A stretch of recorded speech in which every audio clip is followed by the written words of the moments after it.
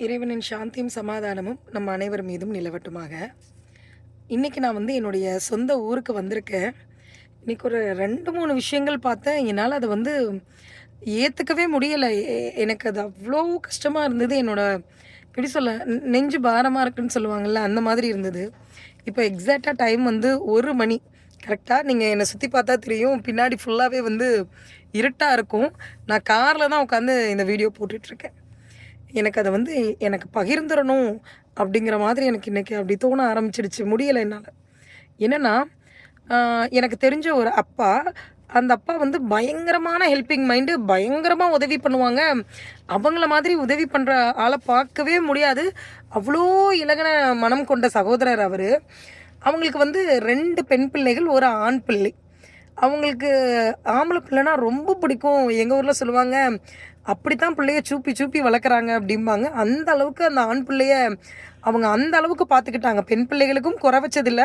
ஆனா, ஆண் பிள்ளைகள் பெண் பிள்ளைகள விட அவங்களுக்கு ஒரு 100 மடங்கு மேல அப்படின்னு தான் சொல்லணும். அந்த அளவுக்கு அந்த பையன் எவ்வளவு தப்பு பண்ணாலும், அது எவ்வளவு மோசமான விஷயங்களா இருந்தாலும், அந்த தகப்பனார் அந்த பிள்ளைய அக்செப்ட் பண்ணிக்கிட்டாங்க. அதனுடைய விளைவு இன்னைக்கு எப்படி இருக்குன்னா, என்னால அத ஏத்துக்கவே முடியல நிஜமாவே.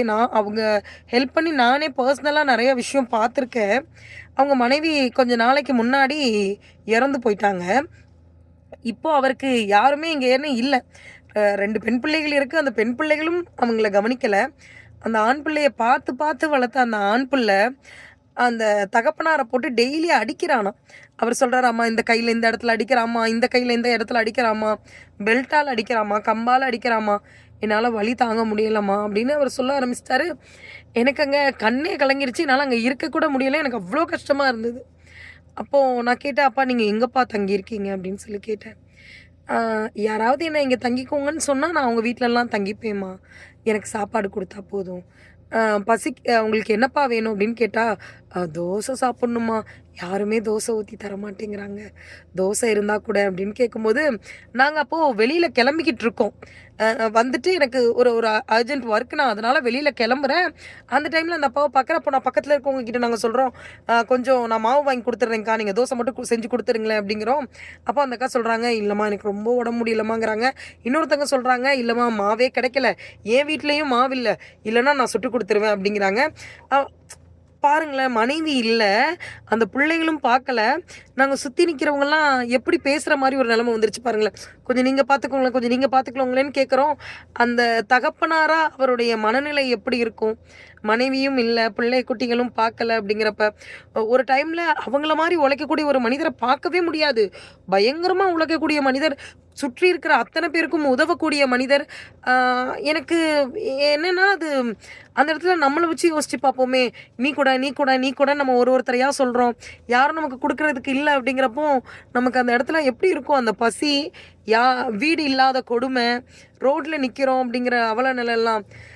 தயவு செஞ்சு ப்ளீஸ் உங்க தகப்பன்மார்கள் எவ்வளவு நம்மள கொடுமைப்படுத்தி இருந்தாலும் சரி, ஏன்னா நெறைய பிள்ளைகளுக்கு குடிகார தகப்பன்கள்லாம் இருப்பாங்க. ஸோ, அதனால திருமணம் பண்ணக்கூட முடியாம உதவி கேட்குற சகோதரிகள், அந்த மாதிரியெல்லாம் நான் நெறைய சந்திச்சிருக்கேன்.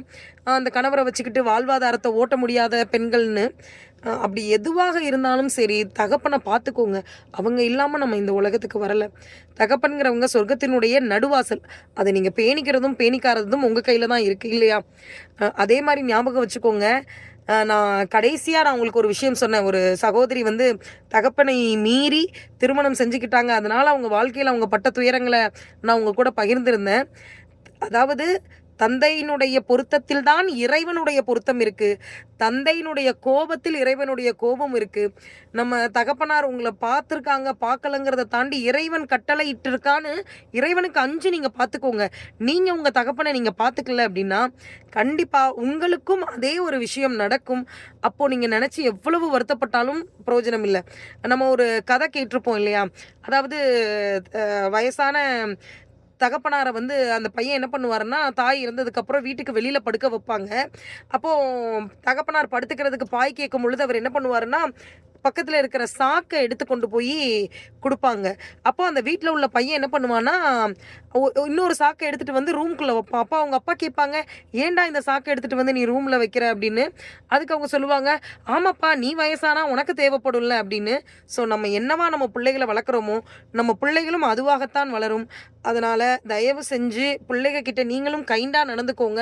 பிள்ளைங்களுக்கும் மற்றவங்க கிட்ட எப்படி கைண்டாக நடக்கணும்னு சொல்லி கொடுங்க. பிள்ளைங்க இப்போ தப்பு செய்யும்போது, ஆகா நமக்குன்னு இருக்கிற ஒரு ஆண் பிள்ளையாச்சு, நமக்குன்னு இருக்கிற ஒரு பெண் பிள்ளையாச்சு அப்படின்னு சொல்லி அந்த பிள்ளைகளை நீங்கள் பண்ணுறதின் மூலமாக இப்போ அந்த 2 பெண் பிள்ளைகள் கிட்டேயும் வந்து இந்த ஆண் பையனை விட பாசம் நிறையா செய்கிற விஷயங்கள்லாம் கம்மியாக தான் இருக்கும். அந்த வெறுப்பின் காரணமாக அந்த பெண் பிள்ளைகளும் அவங்கள கைவிட்டுட்டாங்க. இவ்வளோ தூரம் நல்லா வளர்த்து சொத்து பத்தெல்லாம் எழுதி கொடுத்த அந்த பையனுக்கும் இதுதான் தப்பு, இதை செய்யக்கூடாதுன்னு சொல்லாத ஒரே காரணத்தினால அந்த பையனும் கைவிட்டுட்டான். ஸோ நம்மளுடைய வளர்ப்பு அப்படிங்கிற ஒரு விஷயம் இருக்குது. வளர்ப்புன்னு என்ன இருந்தாலும் இதை பார்க்கக்கூடிய பிள்ளைகள் தயவு செஞ்சு இரக்கத்தோடு நடந்துக்கோங்க. இரக்கம் இருக்கிறவங்க தான் சொர்க்கத்துக்கு போக முடியும் இல்லையா? ஏன்னா அந்த இரக்கத்தின் மூலமாக தான் நம்ம உதவி செய்ய முடியும். அதாவது சொல்லுவாங்க, பெரியவர்களிடம் இரக்கம் காட்டாதவர்களும் சிறியவர்களிடம் மரியாதை கொடுக்காதவங்களும் என்னை சேர்ந்தவர்கள் இல்லை அப்படின்னு சொல்லி நம்மளுடைய தூதர் சொல்கிறத நம்ம கேட்டிருக்கோம் இல்லையா? ஸோ எதுவாக இருந்தாலும் தயவு செஞ்சு மரியாதையோடு நடந்துக்கோங்க பெற்றவங்க கிட்ட. இதை நீங்கள் பார்க்குறீங்க அப்படின்னா, இந்த மாதிரி விஷயங்கள் உங்கள் குடும்பத்துக்குள்ளே நடக்குதுன்னா, உங்களால் இதை வாயை திறந்து சொல்ல முடியாவிட்டாலும் இந்த பதிவை நிச்சயமாக பகிருங்க.